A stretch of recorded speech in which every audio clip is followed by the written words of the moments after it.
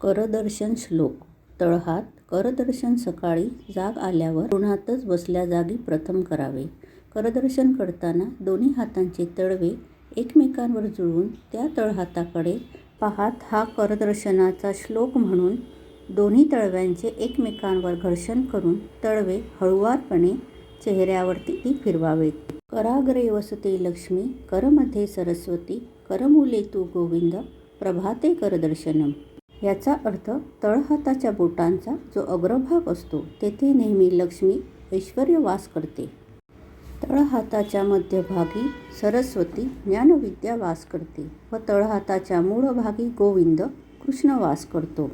म्हणून सकाळी उठल्यावर प्रथम करदर्शन करावे.